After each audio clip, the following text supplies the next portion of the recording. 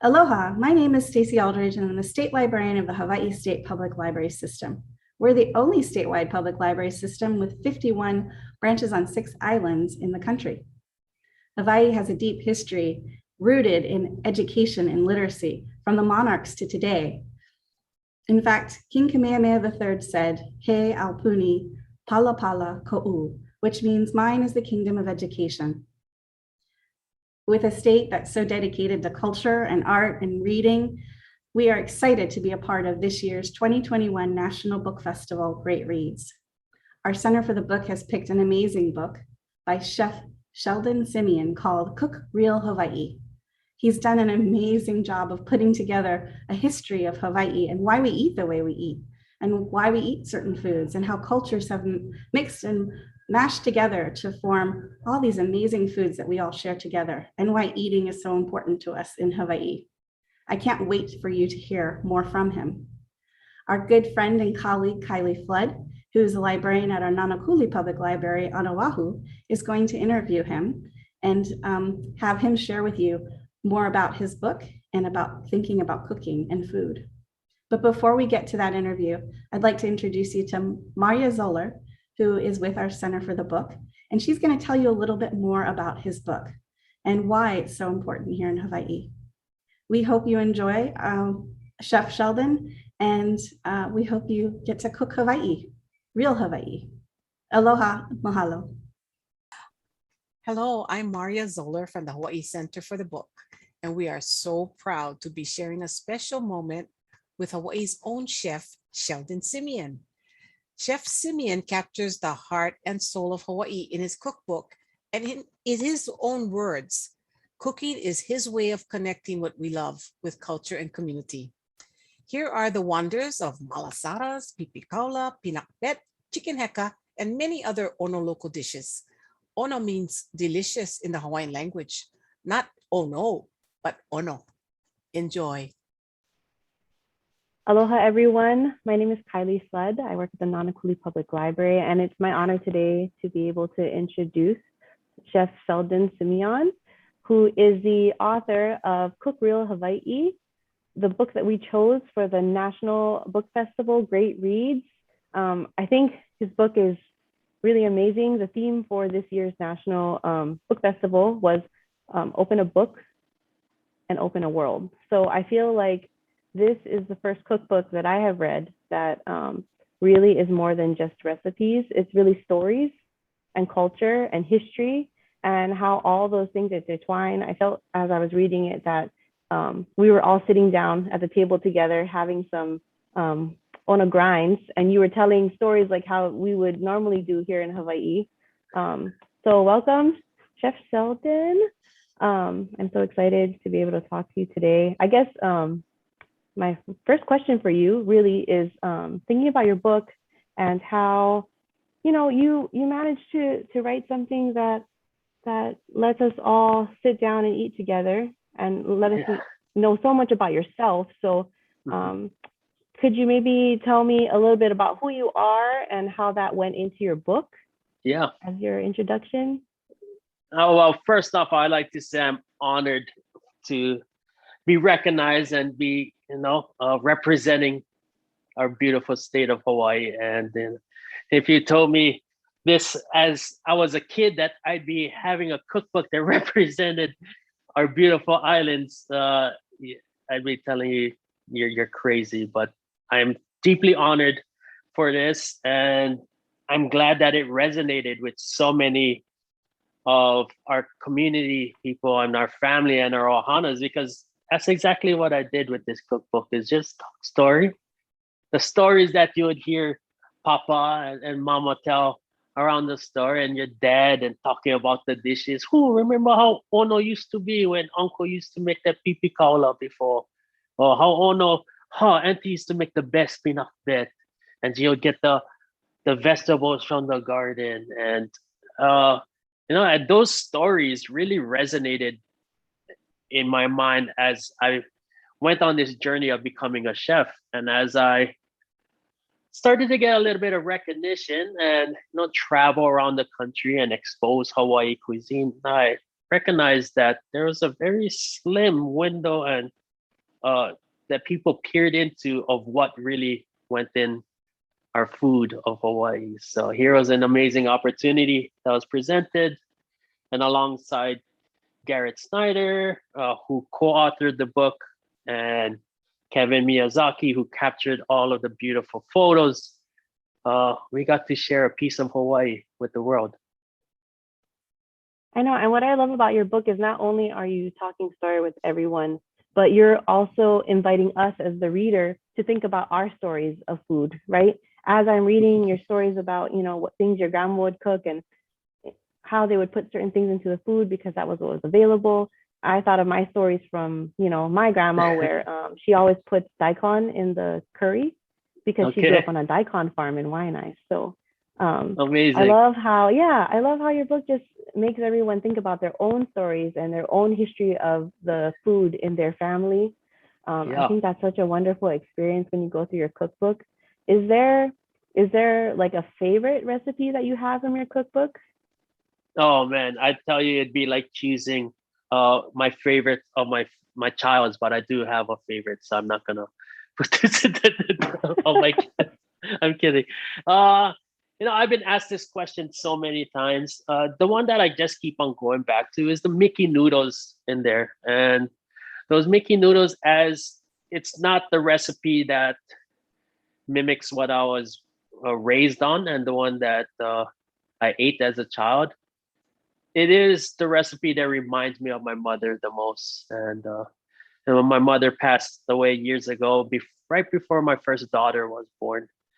And it's a dish that when you're cooking is food is so amazing. And we talk about those memories, right? When a scent that you might smell something or a taste, it's so vibrant in your mind that it can take you back to that single moment. And so many great memories of eating that dish. I think of my mom and her smile and her in the kitchen cooking. And I love it when my kids now, I'm cooking something and then they come outside, they'll open the door or they'll say, what's that cooking? That brings me back to exactly when my mom was cooking in the kitchen too. So yeah, the Mickey noodles, but there's so many. I poured my heart into all of these stories and behind each recipe because I truly feel like that's what makes the dish ono. Is yes, it's the ingredient and how you put them together, but maybe it's the farmer and where that family came from and where we get that piece of kalo or that onion that it goes into the dish or that pork that was raised or maybe that recipe came from traveling across the Pacific Ocean from when their grandparents brought it with them from the Philippines. There's so many stories like that. I only had to put it within this 300 pages, but I think a lot of people, if they had the moment to share their stories of Hawaii cuisine, it sound a lot the same. I totally agree. I mean, like I said, your recipes kept bringing up my own personal, family stories. And not saying that my families are, my immediate family were like really chefs or cooks, but I recently got married, and for my wedding, all of my friends who came and family, they all joked that the only difference between the pupu line and the food line was rice. So they said that they thought the pupu line was the regular food line, and then eventually we're like, okay, we're gonna pull it so we all can eat dinner now, and they're like, oh, there's another line of food, and amazing. Yeah, that's definitely some of the greatest memories of that. And and here's a moment that we get to shed light on things like that. Like people visiting here in Hawaii, they'd have a snapshot of what's going on, not to take away from the restaurants or what's happening in there. But I really feel like to really dive in and get from the soil of what it is, you have to be invited into someone's home, into a celebration like that. And you truly see what Hawaii's food is all about. And I felt like you really invited readers, not just from Hawaii, but from all over the place to participate in the way that you were making your food, because I noticed all the little footnotes that, if you cannot find this kind of fish, don't worry about trying to find this kind of fish. Maybe just go get your local kind of fish, and use the recipe on that. And I thought that was really great because my grandpa lived in Idaho for a little while, and I knew that he would make trout the same style that he would make fish at home. He would stuff it with the lapchong and the Portuguese sausage, amazing. and the people that he lived nearby, you know, they had never thought of eating that kind of trout because they said, oh, it's really bland, the meat. But when he had added all the things to it, they were like really stoked. So I feel like you really invited people in to be like, you can participate in this Hawaii food culture too, with whatever that you guys have available where you're at. You know, I think I just carried on the lineage of the stories of these families that moved to Hawaii when they were just trying to replicate the memories of the recipes that they had back when they grew in the places that they came from, whether it was in Japan or the Philippines or, you know, the Azores in Portugal. And they had to go based off of memory, and they had to make do with what get. Uncle always used to say, just use what get. And then they try to come up with the memory with the ingredients that they had in front of them. So I really wanted people, like, maybe they had a snapshot of Hawaii, or they visited once and they have something that, as they read the book, that maybe resonates with them. I didn't want them to go like, I don't have this ingredient, I cannot replicate that memory. I really wanted to put it all out there and make people successful when they're cooking. I really appreciated so I downloaded your Kindle version of the book. Okay. Because I didn't want a real copy to get ruined in my house with like dripping sauce on it or anything. So what I love about your digital copy though is that there's the links to go find things at websites, and you can literally click on the link and it'll take you to whatever it may be. But you were saying that this work was kind of like co-authored with your friend Garrett. So Garrett, so tell us, Garrett. So tell us more about Garrett. Like, how did that work, chef and writer, coming together and co-opting this wonderful cookbook? Well, prior to going out and selling the book, I met with a bunch of authors, and Garrett was actually the last author that I met with. But that guy flew up from LA to San Francisco on his own dime to come and meet me. So that already that like owned some brownie points. But he recently returned from a honeymoon prior to writing this book, and he talked about his amazing trip here to Hawaii and how he really connected with it, and how he was naming all these places. Like, if he had to have known a local to go to these places, and he knew the nuances, and it wasn't about his knowledge of the food, but it was his curiosity of how everything kind of came together, especially the different layers of history and how each moment in time kind of influenced our food throughout the years. And just felt the aloha right off the bat with that guy. So the 3-year process was amazing. Late nights of going back and forth, and him learning to talk Pidgin, and really getting him down to like understanding the way that we think. And I couldn't have asked for anybody better. Garrett was amazing, man. And how did you so you had to work with Garrett, and you also had a photographer. So how did you guys go about deciding which pictures? Because I really enjoy the pictures from the book too. That's like part of the experience too, right? The little like to be, and Yeah, things happen for a reason. I really do feel like the faith in this book that the universe wanted it. And Kevin is actually from Milwaukee, which is crazy, but his family is from Hawaii, and he hasn't visited. And so it was a journey for him to return back to Hawaii and discover his roots. And it was actually like him discovering Hawaii and capturing these moments too. So it was a journey for all three of us of really wanting to showcase the specialness of Hawaii through our lenses. One, two being away, and me growing up here. They all just came together like on perfect beef stew that's been simmering on top of the stove, and the poi is ready, and the rice is cooking. So it all came together. That's wonderful. I know I never thought about how central food and eating and being together and eating together is to our Ohanas until I actually was eating with my family on Molokai. My dad's side is Yeah. from Molokai. And we had an uncle from London who had brought another one of the cousins to meet everyone. Okay. And he was explaining to her, I could hear him in the corner. He was like, okay, Claude, so this is how it works. We eat and we talk about when we're going to eat next and when we're going to gather to eat next. And I had never thought about how, we all do that kind of naturally here in Hawaii. Mhm. We're always talking about when's the next time we're going to get together and what are we going to eat? What is someone going to Uh, bring? Where are we going to go?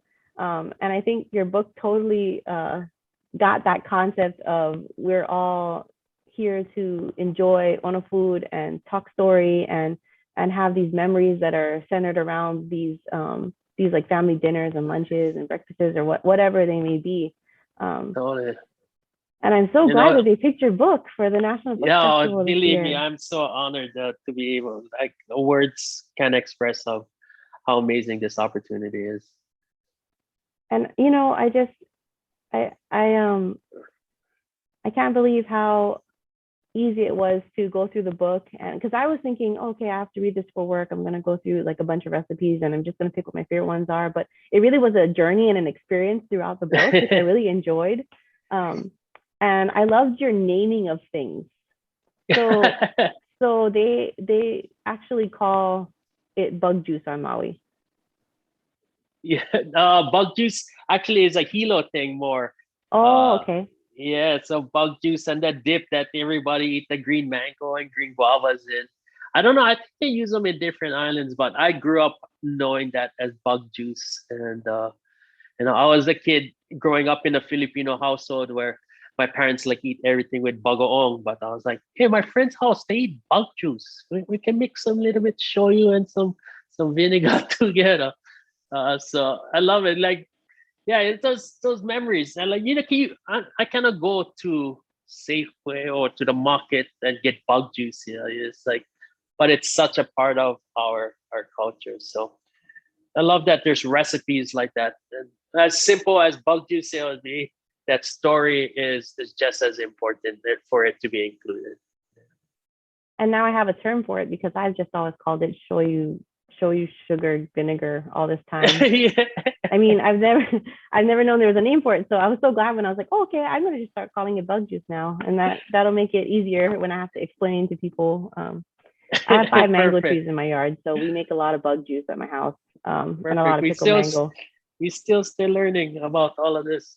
Still yet Hawaii, a lot to be discovered. So you must cook so many different dishes. How did you go about figuring out which recipes that you would include in this book? Oh man, yeah, it's been yeah, we knew we wanted to land somewhere between 100 recipes, and it's crazy when you start to list all the food and dishes that I've done over the years, and it was pretty extensive. It got long pretty quick, so I wanted to choose island classics. It's pretty much my journey as a chef. So I went with dishes that I grew up with that I recognize that is distinctly Hawaii. I wanted to include that. Then things that I would learn in culinary school, things that I learned, my time working at a plate lunch spot, celebrating the drive-ins, and then all the recipes that we did for Bebe Luau's cooking, and then recipes that I created throughout the years in my different restaurants, and how I applied the idea of Hawaii cuisine and modernize it, not in a way to make it fancy, but in a way to celebrate the dishes. So it's pretty much follows along the journey of my career. And I think that like when I was saying, your book really is like a journey. It's really like telling us about you. And so in my family, when we talk about, the question of who are you, we always say that you cannot say who you are without saying who you're related to, who's your ohana and where is your place, what place are you connected to? And I feel like your book was really a great way for you to tell everybody who you were, because you talked about your family, you talked about the places you're from, but you also talked about it through food and like how you said through your chef journey, through your recipes at the restaurant, the recipes at the fair. Um, I That's can't it. wait to try that. We could Guilty do sloppy do Joe. novels on all these small little moments that is so fun. You know, to include things at the fair like the flying saucer. Like, yeah, let's include those snippets. And we try to. It's yeah, we had a framework, but we try to include as much as we could within it all. I know. I mean, I didn't expect to enjoy a cookbook as much as I did when Maria called and asked if I could interview you today. And I'm really glad that and honored that she asked me and I said yes, because this was really a great journey and also made me really hungry. Every time I was reading your cookbook, I just wanted to eat something. So Yeah, that's, yeah, I'm you always know, hungry. You know, like that's my.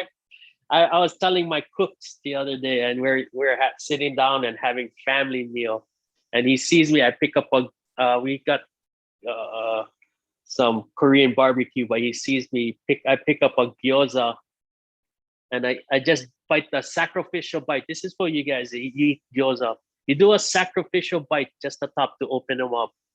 Then you take the sauce and you pour them inside the dumpling, the gyoza, so it can fill up. oh, And then you eat it. And then and he was looking at me, one of my cooks. I was like, I might be a good chef, but there's nothing I'm better at than eating. You know, my love for food and eating is passed down through the generations in my family. How we celebrated food, and it's here in Hawaii. That's our culture.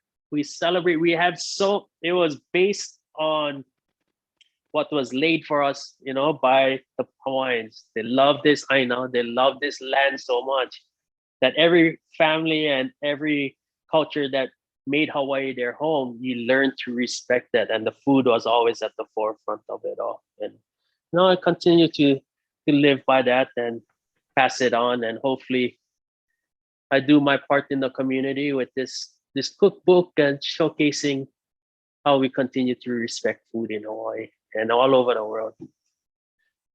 I think you did a wonderful job. And I think your book was so appropriate for this year's theme for the National Book Festival, Great Reads, because it really was open a book and open a world. And I feel like opening your book just didn't open your world, it opened Hawaii as a world, and Hawaii from, you know, not just a local perspective, but a Native Hawaiian perspective. All these different perspectives and all these different histories that all come together in your book was really like opening multiple worlds. And every time you change the chapter and, you know, you're doing Japanese food, then you're doing fried food, then you're doing, you know, like you're just going through these little, you know, little snippets of time and culture. And I really love that. I'm so glad Mario picked your book. Is there any advice that you can give? This is going to be our last question today. Is there any advice that you want to give, like people who want to do their own cookbook, want to make their own recipes? Yeah, I think, well, cooking, my father, he always said, you know, you put the effort is that when you put into cooking, don't think about, oh, I gotta cook, or oh my God, I'm doing it. It's like you should be thankful that you get to cook and we get to sit down and we're having that meal with each other. So don't be intimidated. Go out there. Hopefully my cookbook can send you off in that journey of loving food, because a lot of the food, if you look through it all, is simple. And that's just like the mindset of Hawaii. It wasn't about creativeness and chefing it up. It was more about that process of getting food, making them as honor as we can with what we have, and then enjoying each other's company. And that's what it's all about, is enjoying each other's company while we eat on the food. I mean, I feel like for this interview, we should have had food prepared to, you know, be able to try while we were. I literally came while off we were of this talking. on my Instagram live right into this. So I cleared out all the board. But yeah, we should add some mono grinds. I stay hungry too already. I know. And, you know, I just brought mangoes in for all my coworkers today. So I was thinking about the bug juice today. That's why I asked about the name. Amazing. Yeah. I made sure that everybody took home mangoes. Sweet, ripe or green mango? I like half ripe mango in between. Okay, yeah. Same like my wife, the same thing. In between. Yeah. I have common mango at home. Oh yeah, that's best one for pickle mango. I've I've cleaned buckets of mango of common mango. That's like again, I was like one other story that could have been told of pickle mango is like my dad would bring home mangoes and then he's like, go clean the mangoes, we'll make pickle mango. Like you're like looking at it as a chore. But in his mind is like, you should be lucky. You're gonna get for eat pickle mango. That's Uh-huh, like uh-huh. that whole thing behind it. I cannot make the pickle mango if I'm in a grouchy mood. I'll stop because Yeah. growing up, my family would tell me something similar to yours, right? Is like if you're not in a good mood, don't cook Yeah, no because all sense. of your energy goes into the food, and you only want good energy to go into the food. So you'd be washing the rice all grouchy as a teenager, and you'd be like, "Eh, no make grouchy rice, okay? We all don't want to be grouchy with you." So I That's I real. totally get like that everyone telling you, you have to think about being happy that we're cooking our food and that we're being able to eat with our families, and you always Yeah. want to put that good energy in there. And making pickle mango is no joke for those of you who have never made pickle mango. It takes all day to clean the mango and cut everything up. It's Yeah, like a you whole should day be. process. It is gold. You be thankful when somebody give you a pickle mango. It's like making a lei, right? You made pickle mango, you spent all this time and you did it all with aloha so that you can drop off a bag here and drop off a bag there for everybody to enjoy or bring it to the party. So Yeah. I really want to thank you for spending time with us today, for putting, you have a really busy schedule. You just had a live show on Instagram a little while ago. And I really appreciate that you were able to meet with all of us. We appreciate your book so much. I loved opening a book and opening a world with your cookbook. Awesome. And I hope everybody gets the chance to check it out and, try out your recipes. I know I'm looking forward to making a few of those soon. If only I could find the Jeez. time to cook. Yeah, that's the part that we gotta figure out there. But mahalo for being with us today. Mahalo. And mahalo for writing your book. I really appreciate it. Thank you, everyone. I am honored to be representing Hawaii for this event, and hopefully, these words is not just the words of me, but it is the words of everyone that makes up Hawaii. So mahalo. Thank you, guys.